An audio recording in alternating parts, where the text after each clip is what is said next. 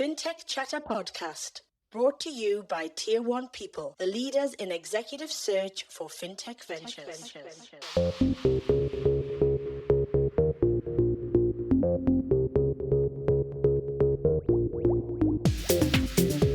Hello and welcome to Fintech Chatter, the show where I connect with fintech leaders for a bit of a chat. But tonight, I'm not connecting with one fintech leader, but I've got a room full of them as we have a review of 2023. And I'm also joined by three special guests: Coghlan, the CEO of CreditorWatch, Moshal, CEO of Prospa, and Sebastian Watkins, the COO of Lendi Group. But first of all, thanks everybody for turning up tonight. It's a time of the year where we're literally limping to the finish line. I've been saying this now for the last 4 years, but it seems every year is a challenge. And 2023 is perhaps in fintech been the most challenging year yet. Certainly when I look at the guests that we've had on the show this year, there's been some amazing stories of resilience, amazing stories of capital raise, amazing stories of product innovation, and amazing stories of people just really overcoming so many challenges and what feel like insurmountable challenges and still being here. So look, I just want to honor everybody in this room tonight that we're still standing, we're still turning up, and we're still giving it our best. So look, 2023 was also, I guess, the unofficial 10th birthday of fintech in Oz. And I thought it was really appropriate to invite some of the early innovators, Prospa, Lendi, and CreditorWatch, to come along and share their insights for the year ahead. Normally, what I do at this time of year is I invite Ben Ford and plus one other. And I would say, Ben, talk utter bullshit and make wild predictions and get all hyped up about Web3 or AI. So this year it's going to be something very different, a lot more qualitative and quantitative than we've offered up previously. I was going to start where you should start, which was the first episode of 2023. But unfortunately, the guest has been unable to make it. But I want to give a quick shout out anyway, because I think that the episode with Demir Kuka from Basic really set the tone for what 2023 has been. And I'd term it a year of the haves and have-nots, almost a tale of two fintechs. And so for those businesses that were able to raise capital, it's been I think a tough year, but still a good year. For those that haven't, it's been a real slog. And I think that really was the one of the key kind of themes that we've seen throughout the podcast in 2023. Demir was, I felt at the time, a little bit unreasonably upbeat. And it turns out there was a good reason why, because about 3 weeks later, they announced that it had been acquired by Coghlan. And so it was then, that I kind of took Demir's kind of upbeatness with a little bit of a pinch of salt. But the year actually got off to a really good start. We had actually a Series A capital raise of data mesh of around about 30 million. Henry, the Kiwi accounting software, they announced a Series B again of around about 30 million. And so it looked like it was a really, really great, getting off to what would be a really great year. I remember this day vividly. I was recording a podcast, and it was the day that Silicon Valley Bank crashed in early March. And I was getting serious PTSD from the GFC. And I was getting some kind of serious Lehman vibes with the Silicon Valley Bank crash. I had a weekend where I was getting frantic calls from clients, frantic calls from talent, and people really, really concerned about what happened. And that really was a catalyst for, I think, what turned out to be a pretty tough 6 months. One of the themes that I wanted to talk about was really that 6 months and the resilience that we got to see through the industry. And nobody, to me, really epitomized that resilience than Dan Cannizzaro from Parpera. Dan, can you come up? Because I really want to share your story. So first of all, do you want to tell us a little bit about Parpera? Sure, and thank you very much. I didn't expect this, but yeah, so I'm Dan Canadara. I'm the founder and CEO of Parpera. We exist to make business easier for people. We do that by providing them with access to a business bank account, a debit card, invoicing, and since we started now, tax solutions as well, and a savings account and a whole bunch of other stuff. What Dexter's referring to is, I guess, last year we launched Australia's first banking-as-a-service-enabled fintech in October 21, and just as we were in full launch and growing, last year Vault Bank failed, and we needed to recover. We had awesome support from the fintech community, so thank you, and thank you, Dexter, for being a huge supporter along the way. And we spent the last, 18 months, I guess, but from mid-year last year to mid-year this year, rebuilding on Wise as our platform partner, and relaunched in July this year, and now have a couple of hundred businesses back on the platform and doing really well. Now, first of all, awesome, Dan. You've also done that with, on the sniff of an oily rag. And I don't think I've ever seen a founder make cents and dollars stretch out as far and as long as you have. How on earth have you done it and, kind of kept going? So we've raised $3.7 million in about that many years. And the last $1 million of that was in June this year.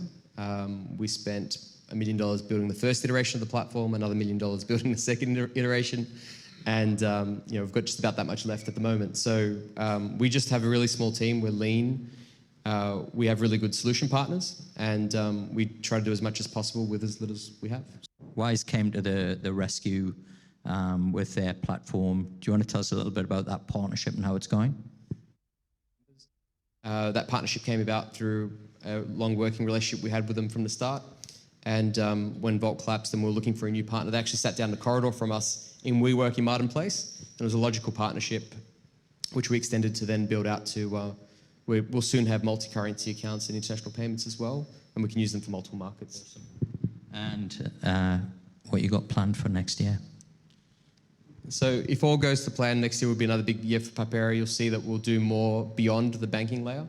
So we already do a lot there, but what we're seeing from our members is that they find a lot of value in solving their pain points across the value chain of building a business. So can't share too much, but there'll be a lot more around serving businesses with more than just the banking.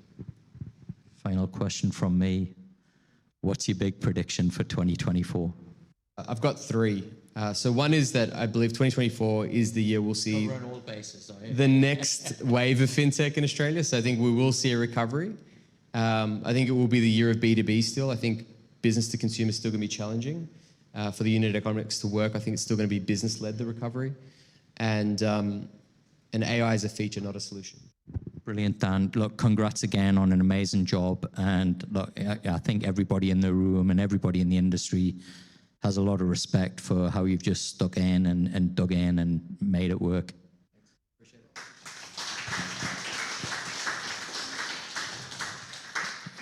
Now, hot on the heels of the Wise platform, I was also introduced to a person who I call Australia's best kept fintech secret. And on the show, and I think this was maybe a few months back, I met Sharon now of Prospend, and I was totally blown away by the business that she's built and her story. Sharon, do you want to come up and tell people a little bit about who Prospend are and a little bit about your journey? So I'm Sharon from Prospend. We're a business spend management platform. Yes, probably the best kept secret in the fintech industry. Been doing it since 2016, started off as a product called Expense Manager. So my vision was to make it easier for companies to solve that pain point of employee credit card reconciliation and employee reimbursements. And then not long after that, I thought we could automate invoices, another really nasty pain point that businesses had. So we now bring in invoices and we automate that and digitize it and set up workflows, and then we push that into the ERP. And then I thought, you know what, there's no really easy purchase order system out there for companies. You know, purchase orders is like, if you're in spend management, purchase orders is kind of a holy grail. You know, ask to spend the money before it happens. There wasn't anything out there, so we built a purchase order module which allowed people to go out and issue purchase orders on their mobile.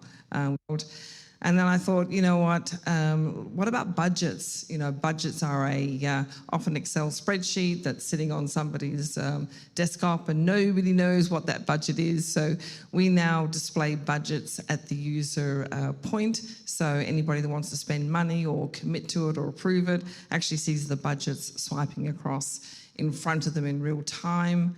Then we decided to do travel reconciliation. That's another big pain point. Travel spend, it's huge. It's millions of dollars that companies spend on travel. The latest pain point that we decided to solve was payments. So, you know, issuing virtual cards. It's a big issue for me because I think in 2023 we shouldn't be asking for people to be spending their own money. And then asking for the money to be repaid. And if you can issue them virtual cards, they've got that money in their fingertips. And we are next to launch payments, so allowing our customers to be able to literally pay their invoices out of the platform. So it's been a journey. It's been an evolving platform of really solving all the pain points that CFOs have with their spend management. So I like to say we're the CFO's best friend.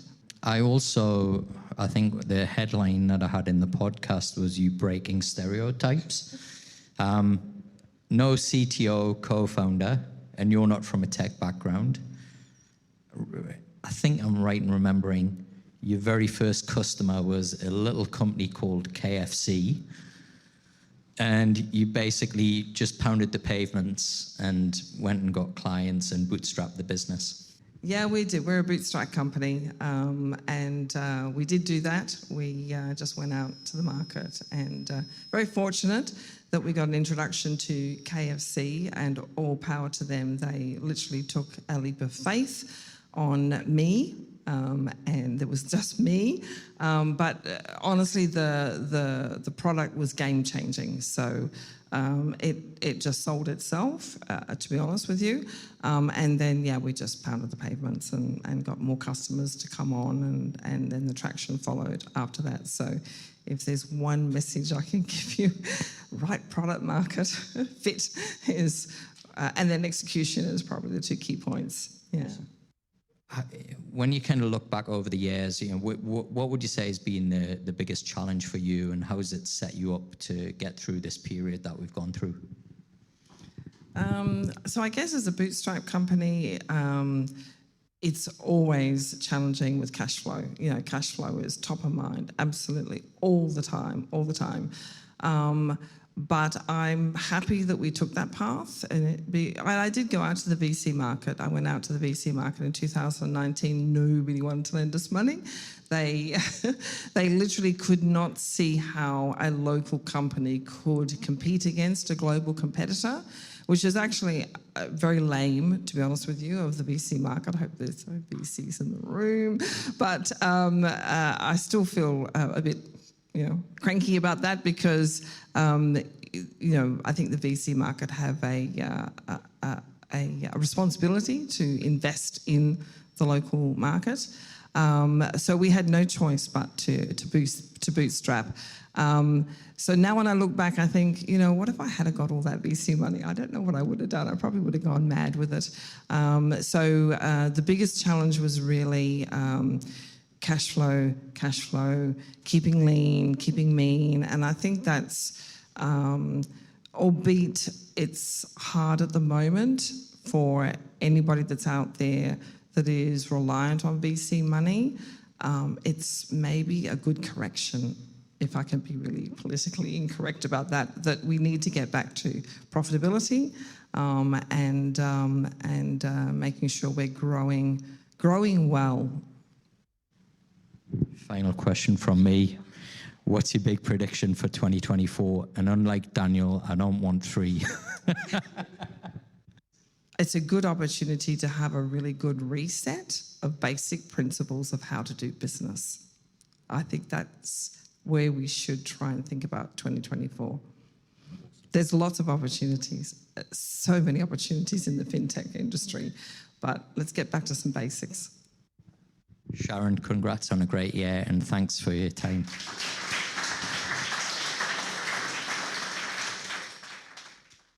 So I'm a sucker for a bootstrap story. The other thing that I'm really passionate about is talent and the next generation of talent and the next generation of founders. And our next guest, I think, epitomized everything that I love about this industry. And that's Julian Fayad from LoanOptions. Julian. So we got to meet, I think, in October this year. Simon Lee from Petona introduced us because he knows I'm a sucker for a good bootstrap story. Look, do you want to tell people a little bit about LoanOptions, how you got the business off the ground, and also you got some great news to share? Thank you very much. Yeah, so launched the business on August 1st, 2020, so we're a bit over 3 years going on now. But I've really been working on the proof of concept since 2017. When I left school, I studied web and app development, and then I landed in finance totally accidentally. And then I spent the last 12 years in asset finance. I'm 31 now. And so when I launched LoanOptions, we were really trying to solve a lot of problems with the way that finance was being accessed, specifically on non-property lending. So cars, equipment, boats, business loans, leisure, personal loans.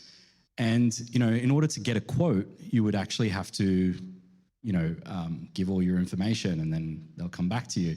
And it seemed like if you were engaging a plumber or an electrician, they would give you a quote first and then you would decide if you wanted to proceed. This seemed very backwards. So we wanted to change that, and the industry is not necessarily the fastest to adopt technologies. Lenders and banks have a lot of legacy tech of their own.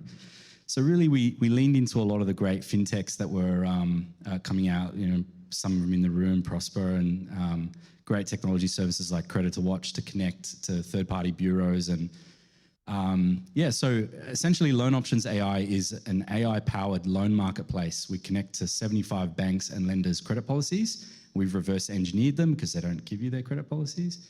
And so in real time, as the client's applying for a loan, they're putting in their information. The results that they are seeing are results they actually qualify for and are eligible for. So that's the kind of the short story. But we just launched LoanOptions 3.0, our latest version of the technology, and the vision for the business was always to make applying for a loan as easy and transparent as checking out on an e-commerce store.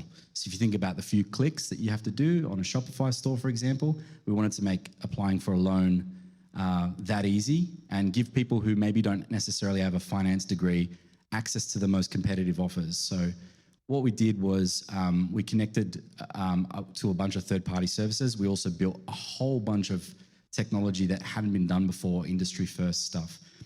So now when a client wants to apply for, let's say, a personal loan, they go onto our site, they tell us how much they want to borrow, they upload their driver's license, they consent, they connect their bank account, and 80 to 90% of the information is pre-filled because we use the driver's license and we built OCR technology to read and pre-fill that data. Then we use the credit file information, we extract that and pre-fill their data, liabilities, previous address history, previous employment history, all that kind of stuff.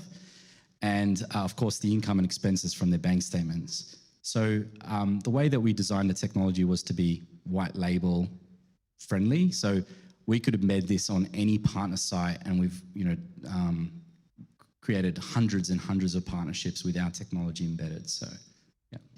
When it comes to I guess funding, what has been the approach, to help you kind of in this next phase of the business?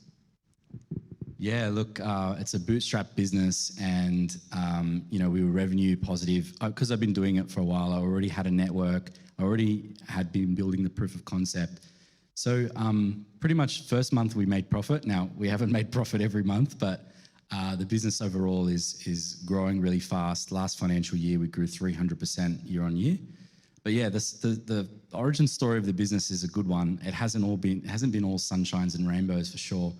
Really high levels of anxiety bootstrapping a fintech. It's certainly not easy, and a lot of people to be that you're responsible for.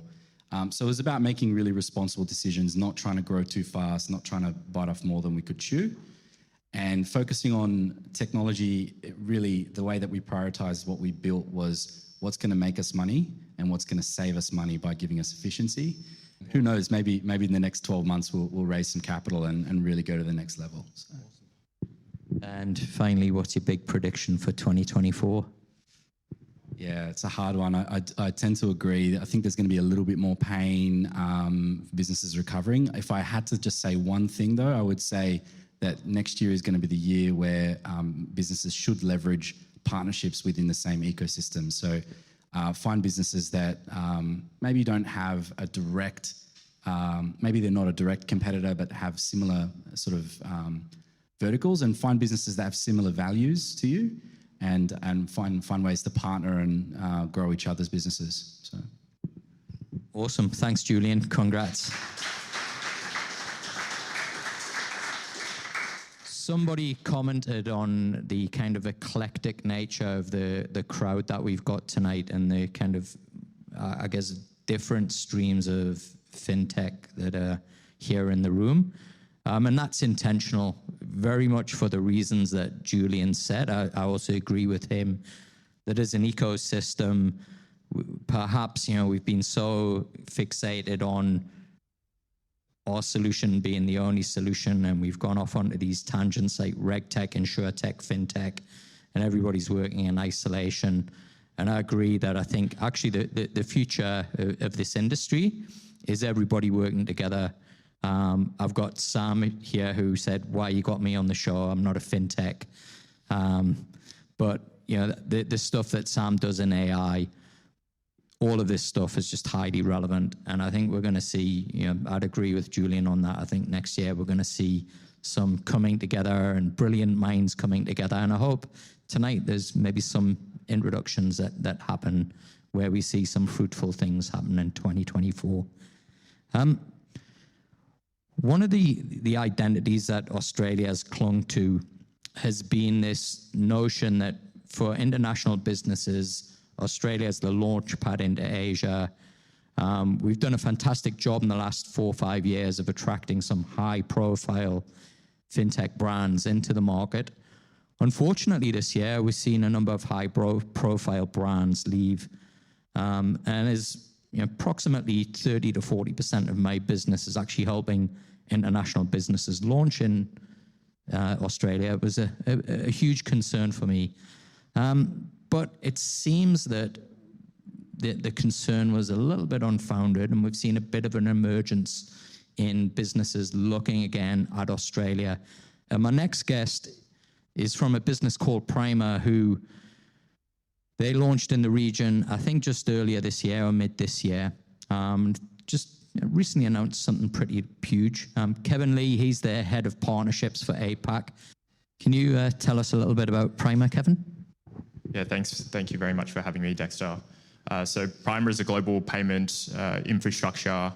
As Dexter mentioned, we very recently entered into the Australian market.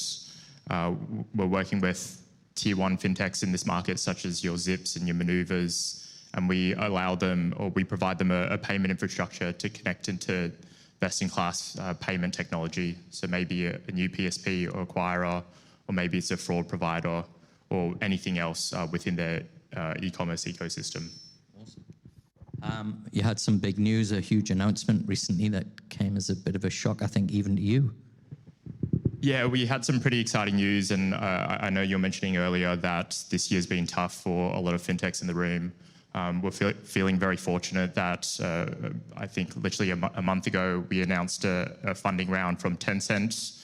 It's undisclosed, but I can guarantee you it's more than their name suggests.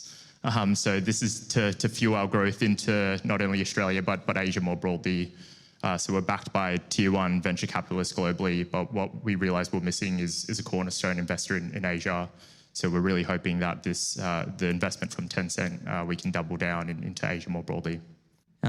That notion of Australia being the launch pad into Asia, is that something that Parpera believes? Yeah, Primer's been a global company from day one. Our founders founded Primer at the start of the pandemic, and they recognized that to attract the best talent, they needed a fully remote organization. So we've been, as I said, global from day one. We've got customers globally, and I think we do need to service them. We need to have boots on the ground. And as we can see in the room, Australia has a very vibrant fintech ecosystem, and it's the perfect launch pad to double down our growth into APAC more broadly. Fantastic. And 2024 prediction? Yeah, 2024 prediction, just to riff off what Julian said earlier, I think 2024, a lot of people, or at least as we see it, it will be the year of efficiency, and the fintechs that succeed are going to leverage their most efficient growth channels. And for us at Primer, that is 100% our partnership channel. So doubling down on partnerships, not only within the payment ecosystem, but the broader commerce ecosystem globally as well. Things really started to, I think, pick up and look a lot brighter around about September of this year. Some of the recent guests that we've had on the podcast, Rich Data Company, recently just announced, I think, a 28 million Series B raise. Last week, we had Honey Insurance on the show. They're going to make a huge announcement early next year. But perhaps the biggest piece of news was a record seed round. Kind of a little bit of a cheat, because I think it was actually happened 2022, but the announcement was made in 2023. This was actually also almost downloaded and listened to episode of the year by 3 times more than any other podcast, so it's huge. The interest in this business has been huge as well. Unfortunately, Mark and Di, the co-founders of Constantinople, can't be with us tonight, but Ned's here to kind of have a few words. Ned, do you want to introduce yourself and Constantinople?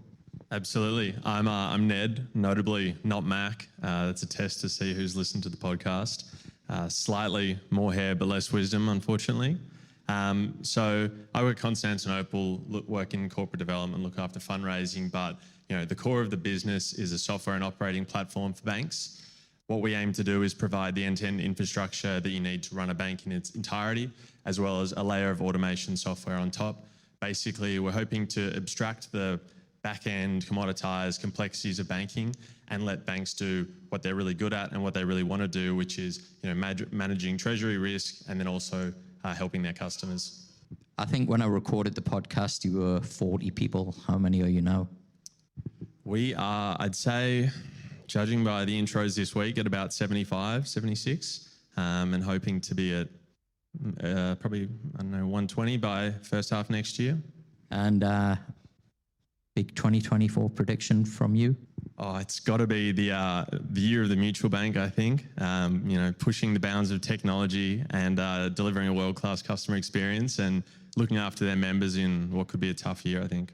Well, we're coming to a wrap of my part before I hand you over to Pat. My highlight of the year, look, for me, it always comes back to the people, and I consider myself to be very, very privileged to be able to share these stories, these people, their achievements, and I regularly say, within this space, we've got ordinary people doing some extraordinary things. And one of the great things that I take from this is just the inspiration that I get from every podcast, the learning that I get from every discussion. And most importantly, it's the friendships that I've made through this. No more so than this year, where I think everybody's found sometime it's been tough going, and to be that person that people reach out to, or on the other side, have people reach out to me and ask, "Hey, am I okay?" Is probably one of the most gratifying things I've ever had in my life. I think there's 2 things that have, except my family and my wife, that have really made a massive impact on my life. One was moving to Australia, and then the second is being part of this community. So I just want to say to you all, I couldn't think of a better way and a better time of year to spend with family and friends and just awesome people like yourself. So look, thanks very much for your support this year. I'm going to pass you on now to Pat, who's going to give you a bit of a rundown with Greg Moshal from Prospa and Sebastian Watkins from Lendi Group. All right, we're going to keep this fairly high level and fun. I think, look, it's definitely been a tough year. CreditorWatch is certainly at the forefront of capturing, a huge amount of commercial data to understand how businesses are faring at the moment and what we expect to see in the next 12 months. We put out a monthly business risk index. I've spoken about it at large, particularly since COVID first hit, about coming insolvency Armageddon, and I missed it by about 2.5 years. But fortunately, journalists don't often go back in history and have a look at who got it wrong, and they still ask for our opinion every month, which is great. But we certainly know that 2023 has been tough, but I think it's always important to look for the green shoots and not just be too negative. It's something that Greg on my right here always gives me a hard time about, because otherwise, it can be a little bit depressing. So we're going to be a little bit upbeat and happy about it. Despite that, what we are seeing is a significant increase in insolvencies. And we expect that to continue. We're probably, 15, 20% above pre-COVID norms. So while there has been a big jump more recently in the last, 12 months, don't just compare it, or don't just read articles that say, oh, it's up 50%, on last year. You have to go back to 2018, 2019, even the long-term run pre-COVID. So 20 to 30% is where we probably see it peaking. Of course, the big caveat asterisk there will be whether there's another rate rise. And I think, everyone, even the best economists in Australia wouldn't bet on no more rate rises. We've seen, widespread belief that we were at the top of the cash rate, and then 2 weeks later we saw another increase in November. So it is bloody tough out there. There's a lot of data that's coming in, both from a macroeconomic perspective and more granular in the data that we're seeing. We're plugged into the payment system or the receivable systems, so we can see the turnover of thousands and thousands of businesses around Australia. We can then see all the invoices and effectively how their debtors are paying them, and that turns into obviously hundreds of thousands of businesses that we get a really good understanding of. Are they paying their bills on time? Has that changed over the last 12 months, et cetera, et cetera? So my sort of, or our prediction based on the data that we've got coming in, and that's everything you can see on that fabulous banner to my right, your left, is that it's certainly going to be a tough 2024, but there's a firm belief that by the time we get to the middle of the year, come June, July, we'll have really good clarity as to when that pain will end and when it will start to get easier. And I think that's a really key horizon. We look at it in 2 key horizons. The first one being certainty that rate rises have stopped, and I don't think the RBA will ever provide any sort of certainty ever again, ever, as we know that they've made that misstep once.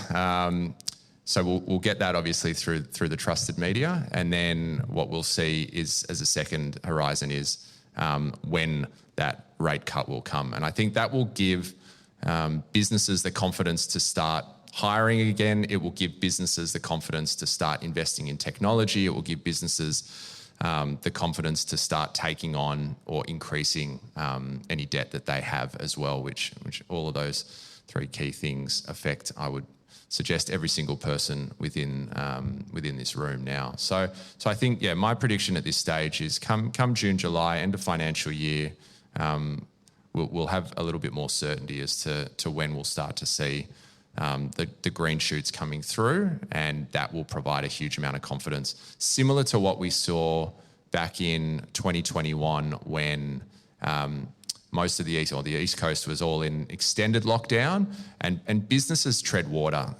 Small businesses especially are in a super position to be somewhat of a hedgehog, right? They've wrapped themselves up. There's a lot of pain around them, but they're not feeling it on the inside because they've got protections. They've invested in technology and efficiency, and they're able to perform or tread water or survive is probably the better word for a better day. And I think, Aussie businesses are extremely resilient, and a downturn is far better than a shutdown. And I think those days are confidently, we'll say, behind us, which is great. So we should all take that confidence from those wise words and the data that we're seeing. And now we're going to get some actual experts to talk about what they're seeing as well in the industry. So I won't go on anymore. I'm going to pass to Greg, and I'm going to get some insights from him first, just to stay on the business side of things. No disrespect. And then, of course, we'll get Sebastian to come in as well. So Greg, obviously in the small business space, really keen to see and understand what you guys are feeling out there and what small businesses are feeling. Pat, this is a bit strange for me because we've worked with CreditorWatch for 7 years now? Longer, yeah, it's longer.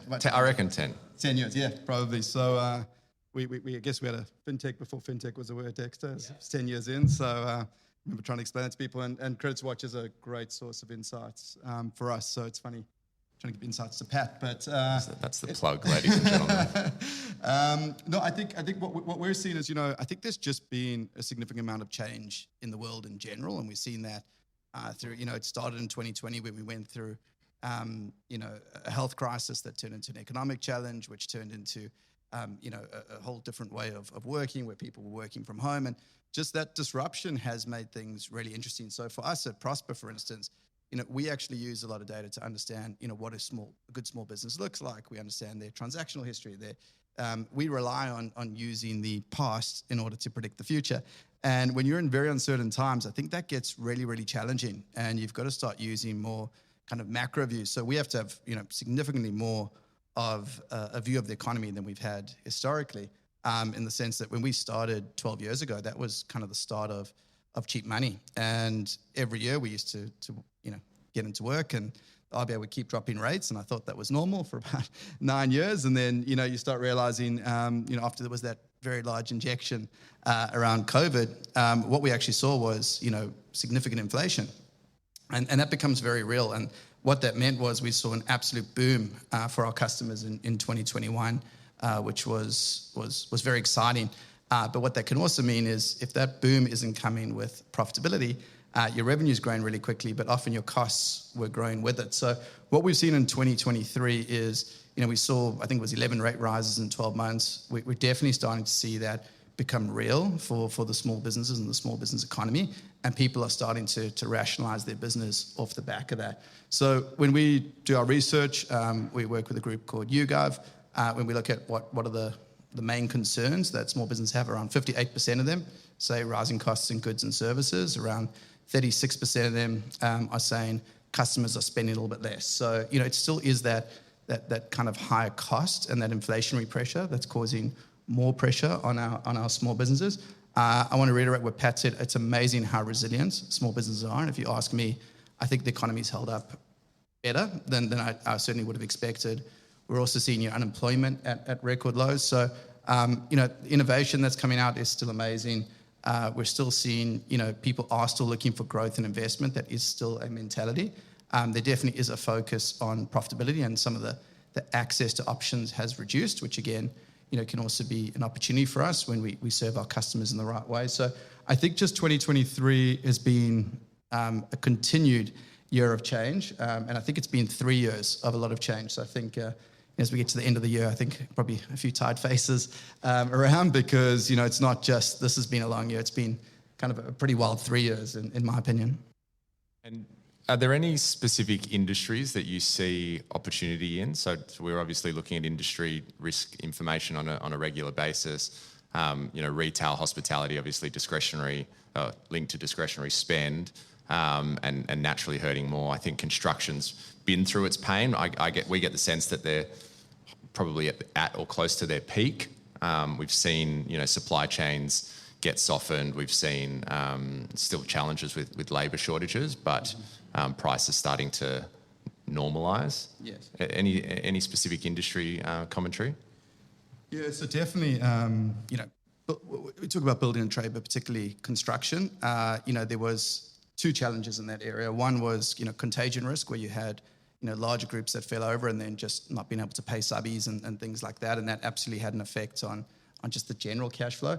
I think the bigger challenge was just very high levels of growth, and people were doing fixed cost contracts in the beginning, and no one could have predicted how quickly their cost of goods, things like timber or other materials were going to grow. And so what we did see was, unfortunately, a lot of companies that felt they were doing really well, that were going through an absolute boom, and when things have turned around, their ability to cut costs as quickly as they could, had revenue drop, just wasn't there. So we definitely saw that in building and trade.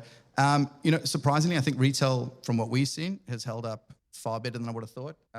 Consumer spending still actually seems reasonably good, and considering how much, we've seen mortgages increase, and we talked about that. Well, I'll pass to Sebastian, actually, who's the expert on that, but there was a lot of talk in the mortgage cliff. He'd have a lot more experience on that, so I won't go too deeply into that. But, that has been an effect on consumer spend, but certainly from what we're seeing, it hasn't been an absolute cliff, but it has been a weakening, and it feels like greater when you actually realize it's coming off what were 2021 highs. Whereas if you go back to kind of what people are doing versus years like 2019, I think that you'll see, it's probably they're now at kind of more normal levels compared to where they were at before the very large boom. So from an industry point of view, absolutely we've seen, even from things like hospitality, but again, we've had just changing demographics. So for instance, if you're a cafe that's in the city versus a cafe that's in the suburb, you've watched people return, back into the suburbs. That's been a great boom for you. Now you're watching people return back to work to some extent. So there are actually quite a few different factors, not just economic. But again, overall, we are seeing that people are fairly resilient. They are still looking for money for growth. People are still saying that next year they're thinking about ways to invest and still grow their business. So overall, I would say it's actually more positive than I would expect. But certainly on the SME side, people are feeling that challenge. And I think you've seen the better businesses, or the businesses that moved quicker, particularly around cutting costs, are the ones that are doing better and are going to be well placed for next year. That's a good point, and one that I'll sort of segue to you is what we've also seen is this return to a normal sort of operating environment. We obviously existed in this synthetic environment of insolvency protections, JobKeeper, JobSeeker, and it was totally different to anything we've experienced before. So we've returned to this more normal environment, less so for the consumer, which no doubt you'll touch on. But I think also we've seen a concentration of resources and good quality people into good quality businesses as well. There were a lot of businesses out there that probably shouldn't have been able to access capital in the way that they did, and were therefore able to then hire really good people, and that diluted the ranks, particularly in fintech, particularly in technology. So we've seen a significant stabilisation in that space, but really keen to hear what we're seeing in the mortgage world. Yeah, thank you. So for us, we've had a really interesting 2 years. We saw obviously record low money, which drove a refinance and a purchase boom. And then when we saw the rate rises up to 4.35, what we were seeing is a huge amount of natural consumer activity around the rate rise events. What we've seen, though, as the rates have continued to rise up to 4.35, is that as the rates rise, the ability to service existing debt becomes harder. Lenders, as you probably know, will put a serviceability buffer on a mortgage. And so if you're trying to refinance your home loan today at, say, 6.5%, you're actually having to prove serviceability at 9.5%. And when you took out that loan, you were probably assessed with the buffer at a 5.5 or a 6%. And so what we're seeing is that for new home buyers in that period, as many as 40% should technically not be able to afford their mortgage now based on their declared income and expenses at the time. Now, what do? We change our expense behaviour. We're seeing a lot of people go and take second jobs. or family units where there was one income earner, now maybe have two. And we're starting to see some concerning behaviours around credit card debt as well. We're seeing credit card balances that we're refinancing into mortgages, which is probably the most accurate data point that we can measure, increase. So what does that mean? It's harder to refinance. As a result, mortgage volumes have dropped off about 9%. We are seeing an interesting return to purchase recently. And I suspect what we're starting to see now at a lender level is that lenders are starting to work out, if the credit's already in the system, is it really appropriate to apply a 3% buffer to, the current interest rate environment? And there's some lenders that are starting to get creative around that. So for us, we're starting to see themes of perhaps if it's a dollar for dollar refinance, you're not extending more credit, that lenders are starting to think about that differently, and that's obviously good for consumer outcomes. But look, it's been a really interesting 2023. It's been a game of obviously pain for a lot of people, but at the same time, I think as we just touched on before, Australians are fiercely loyal to their mortgage, so we haven't seen huge tick-ups in things like 90-day arrears yet.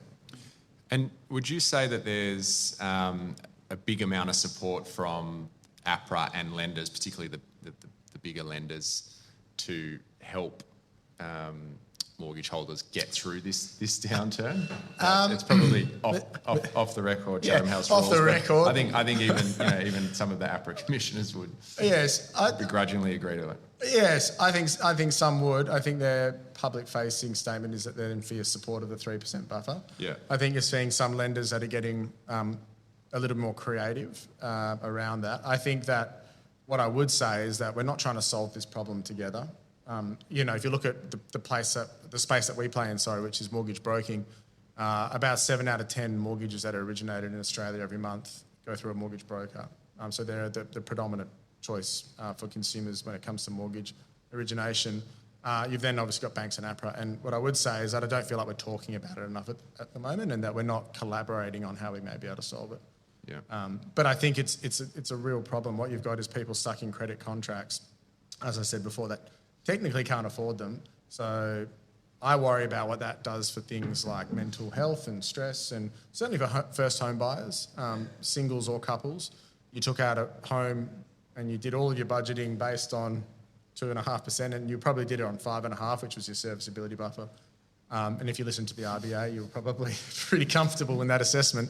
And you're now paying 6.5% in as much as 18 months. So I worry about the mental health impacts on that, and what amplifies that issue is when you're stuck in that credit contract. So you actually can't do anything about it outside of trying to renegotiate with your existing bank. I think that's a real problem. Yeah. Greg, do you see the impact of mortgages in commercial loans? Well, for us, we see it in two ways, because we're dealing with what we call the S of SME. So it's, you might even call it a micro business. And, we have small business owners that have mortgages, and they pay for their mortgages out of the earnings in their business. So, of course, if you've got more pressure paying your mortgage off, and as Sebastian pointed out, Australians do put their mortgage ahead of almost anything else. So that is going to actually put more pressure on your business, because it's actually almost increasing your business expense for a micro business. So we're definitely seeing that pressure there. I guess the second output is as it affects consumer spend, that's going to affect every single small business. So, Australia is a consumer economy. Most people have variable mortgages or moving on to a variable mortgage. So, it's not like the US where we saw fixed rates and you've got 25 years and everyone just said, that's fine, I just won't sell my house. And, that works pretty well for America. It's harder for them to reduce inflation that way, but it's great if you're a consumer who locked in 0% for 25 years, which is not the case here. So absolutely, we see it on both ends, both the pressure it's putting on the business owner themselves, as well as actually the pressure that's coming from reduced consumer spend into the business. So I guess the big prediction, when are we going to see rates come down? We try not to crystal ball too much. I personally think we'll see some reprieve in the back end of next year. I think that we haven't seen the full effects of the fixed rate cliff yet. We're obviously seeing significant reductions in savings balances, but we still have 25% even of consumers on fixed rates. So, plenty of people at our office are still paying 2.19%, which would be nice. I'm not, certainly not. And we'll do so up until sort of halfway through this year. So I don't think we've certainly haven't seen the full effects of that yet, but the bulk of that rolled off sort of in the last 6 months of this year. So I suspect it'll take a few months for that to wash through, and then I'm hoping that we see some reprieve in the back end of next year. Yeah, and I think APRA and the bank's approach to supporting mortgage holders through this challenging period suggests that it's going to be shorter rather than longer. All right. Greg, anything else to add there? If not, we might pass to Dexter to ask a few challenging questions. First challenge is to put the mic on. I guess, look, first one from me, Bas, is you mentioned there about the interest rate rises. What kind of impact has that had on the broker network? And what I'm asking here is specifically around, you guys have got a technology platform. It's best in breed. I've been through a broker experience myself. Whilst it was fantastic, it wasn't the greatest digital experience. The personal experience was. Given there's obviously this is top of mind for people, and there's more work now to do. What have you seen feedback-wise from the broker network around technology and how what we can be doing to actually fix this or help this problem? Yeah, it's a good question. So mortgages have become very complex very quickly. They were always quite complex. And I think when you play in the broker space, you have 28 lenders. We have 28 lenders, 28 credit policies. And within that, the bulk of those are still assessed by a human today. And so what you see is really high, what we call missing information requests, which is where a human assessor has looked for something and asked for a bit more information. And then when you double click on that, what you see is that a large percentage, 25-30% of those missing information requests are actually requests that aren't on any form of policy document or policy document. So it becomes a bit of a guessing game. And we've spent a fair bit of time building a rules engine around ingesting declines and MIRs and trying to understand when loans that fit a similar shape and feel are surfaced through our system, that it would look at where perhaps they've failed in the past, why they failed, and how we could surface that insight to the broker. But it is a really rapidly changing environment at the moment. So what I would say is that brokers generally, look, the Lendi business is probably different to our Aussie business in terms of mindset. I'd say that our Aussie business has probably a 50-50 split of people that are sceptical that it may replace them one day, and people that are embracing technology for what it is, which is ideally making them more efficient, automating away the repetitive administrative tasks, and trying to surface the right information at the right time to the right person. It's a bit of a challenge at the moment. I think there's some logical applications to some of the AI commentary. That's something that we're staring at the moment. But what I would say is that I think there's a realization now by brokers, certainly in our business and perhaps generally speaking, more than ever, that technology will be the only way that we can continue to maintain our industry. Consumer expectations are changing significantly, and I think that the day of a traditional experience, which is largely face-to-face and offline and off-platform, is probably short-lived. And certainly as we see the younger generation, the 35 to 45 starting to come into the market, I think that problem statement becomes amplified. Awesome. Greg, rather selfishly, this question's coming directly from me. You said something before that really resonated around small business owners having mortgages. I'm in that bracket. One of the biggest frustrations that I've got as a small business owner is that my life is so unnecessarily hard because of trying to integrate my personal finance with my business finance and tax and all the other stuff that goes with it. CDR has kind of promised to be this thing, and I always feel that the better use case maybe is to start off with business rather than consumer. Do you ever see a day where Prospa and Lendi are combining forces to make my life a lot easier? Well, thanks for the pitch. Yeah, we'll discuss afterwards. Yeah. And we've known the Lendi guys for ages. So, I think firstly, we love, dealing with small business customers, partly because it is such an exciting, challenging space to solve. And I'm sure there's some other people in the room who deal in kind of B2B as well. And we kind of say we're as close to B2C as a B2B business can be, because we're dealing with micro businesses or small business owners, and that blurring of the line, Dexter, is enormous. You're absolutely right.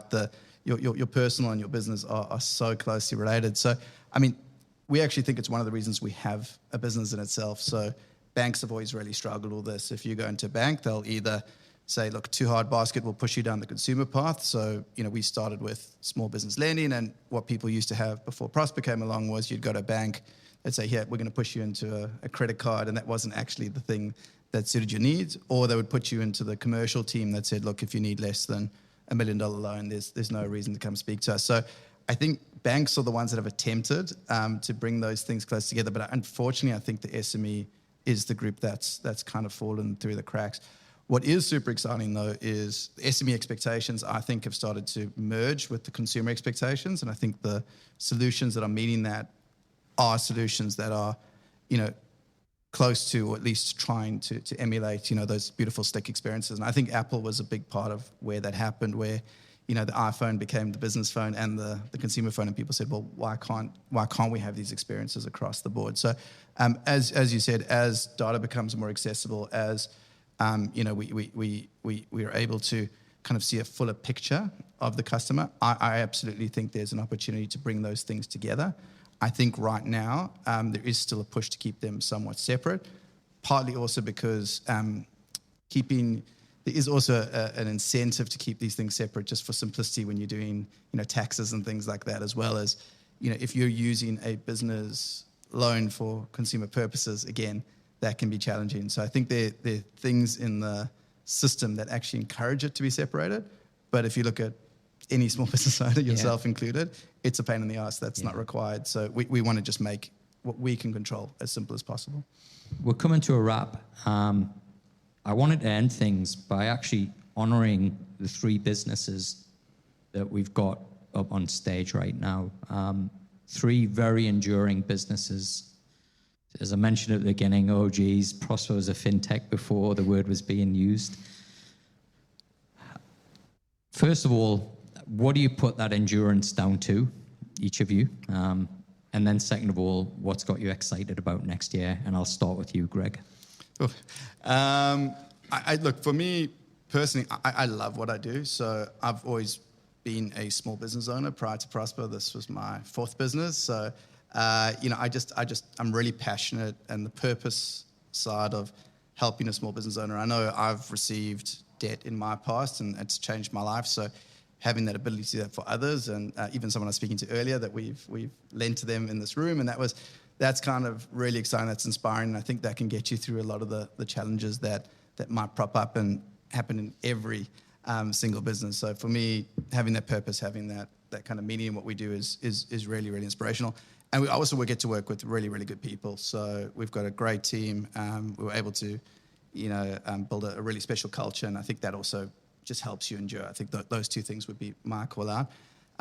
Predictions for 2024. No, not a prediction. Sorry. What can we expect from Prospa in 2024? Oh, from Prospa in 2024.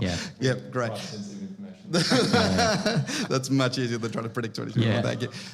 Look, we're fortunate we come into the end of what was a very large re-platform. So I don't know if anyone else in the room's been through that, but that was 2 years of really hard work and significant costs. So next year we can actually focus more on getting back to doing what we love, which is building great propositions and meeting customer and partner needs. So just continually building out more and better experiences both in our origination flow and application flow for our customers and partners, We're looking at features and enhancements that we can keep adding, as well as we've moved into an area of cash flow management. So we are starting to look at the transactional needs as well as the payment needs of our customers. So we've already launched a business transactional account. We're not a bank, but we do have a transactional account. We work with a third party on that, and we've got around 1,500 customers. We're looking to bring that into an overdraft and bring financial management software as a layer on top of that. So that's bringing capital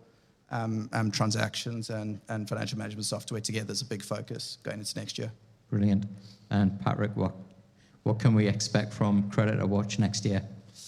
So we actually went through our first formal long-term strategic planning session at the beginning of sort of May, June this year, which we're 13. I don't think there are any consultants here, so you can be honest. Yeah, I can tell you that I got one quote from a big name consultant, and it was, you could probably buy a house with it.